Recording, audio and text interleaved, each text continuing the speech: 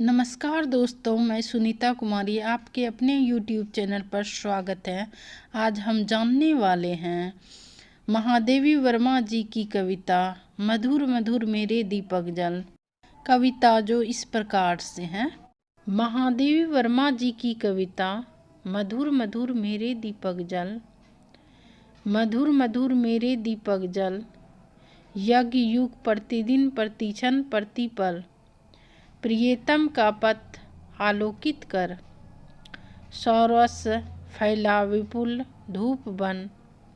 मृदुल मोम सा धूल रे मृदु तन, दे प्रकाश का सिंधु अपरिमित।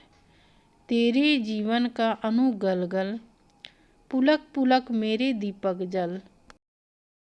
सारे शीतल कोमल नूतन, मांग रहे तुझसे ज्वालाकन। विश्व सलभ सिर धुन कहता मैं, हाय ना जल पाया तुझ में मिल। सिहर सिहर मेरे दीपक जल। जलते नभ में देख असंख्यक, स्नेहहीन नित्य कितने दीपक। जलमय सागर का उड़ जलता, विद्युत ले घिरता है बादल। विहस विहस मेरे दीपक जल। भावार्थ जो कि इस प्रकार से हैं। मधुर मधुर मेरे दीपक जल से आलोकित कर तक का भावार्थ इस प्रकार है। प्रस्तुत पंक्तियां कवयित्री महादेवी वर्मा जी के द्वारा रचित कविता मधुर मधुर मेरे दीपक जल से उद्घृत हैं। कवयित्री अपने प्रियतम रूपी ईश्वर की भक्ति में श्रद्धा डूब जाना चाहती हैं। इन पंक्तियों के माध्यम से कवयित्री महादेवी जी अपने अंदर प्रकाशमान आस्था रूपी दीपक को संबोधित करते हुए कहती है कि तुम निरंतर हर दिन हर क्षण हर युगों युगों तक चलते रहते हो, ताकि मेरा प्रियतम रूपी ईश्वर के प्रति जो विश्वास और श्रद्धा है उसका डोर कभी ना टूटे। कवयित्री आगे कहती हैं कि मेरे प्रियतम का पथ सदा आलोकित होता रहे। सौरभ फैला से लेकर के दीपक जल तक का भावार्थ इस पर। इन पंक्तियों के माध्यम से कवयित्री महादेवी वर्मा जी अपने तन अथवा शरीर को संबोधित करते हुए कहती हैं कि जिस प्रकार धूप स्वयं जलकर पूरे संसार को सुगंधित करता है, ठीक उसी प्रकार तुम भी अपने अच्छे और सच्चे कर्मों से जगत को सुगंधित करो। आगे कवयित्री महादेवी वर्मा जी मोम के जलने तथा अहंकार रूपी बुराइयों के पिघलने से चारों ओर का वातावरण आलोकित होकर फैल जाए, फिर इसके लिए शरीर रूपी मोम का कण कण ही क्यों ना गल जाए। कवयित्री अपने विश्वास व आस्था रूपी दीपक को प्रफुल्लित होकर जलते रहने को आहन करती है। सारे शीतल से लेकर के दीपक जल तक का भावार्थ इस प्रकार है। इन पंक्तियों के माध्यम से कवयित्री महादेवी वर्मा जी कहना चाहती हैं कि लोगों में ईश्वर के प्रति आस्था का अभाव है। सारे नए कोमल प्राणी जो परमात्मा से अनभिज्ञ हैं, वे आस्था के दीपक को संसार में ढूंढ रहे हैं, परंतु उन्हें कहीं कुछ भी हासिल नहीं हो रहा है।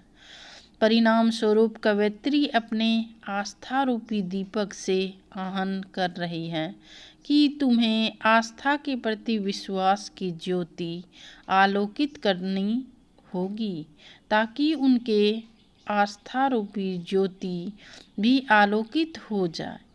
आगे उन पंक्तियों में संसार रूपी पतंग पश्चाताप करते हुए अपने दुर्भाग्य पर हो रहा है कि ईश्वर की उपासना की ज्योति में मैं आखिर अपने अहंकार को क्यों नहीं खत्म कर सकता। आगे कवयित्री पतंगे को मुक्ति दिलाने के ईश्वर से वह आस्था रूपी दीपक को सिहर सिहर कर जलने के लिए आहन करती हैं। जलते नभ से लेकर के दीपक जल तक का भावार्थ इस प्रकार है। इन पंक्तियों के माध्यम से कवयित्री कहती है कि नभ में अनगिनत तारे हैं, परंतु वे सभी स्नेहहीन जल लग रहे हैं।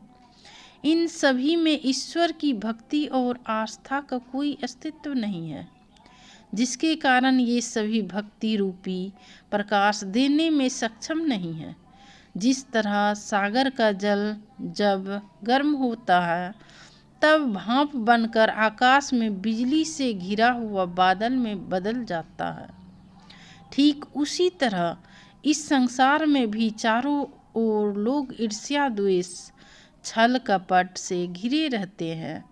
आगे कवयित्री कहती हैं कि जिन लोगों में आस्था रूपी दीपक आलोकित होता है वे बादलों की तरह शांत होकर शीतल जल बरसाते हैं, लेकिन ईर्ष्या, द्वेष अर्थात विभिन्न बुराइयों वाले लोग पल भर में बिजली की तरह नष्ट हो जाते हैं।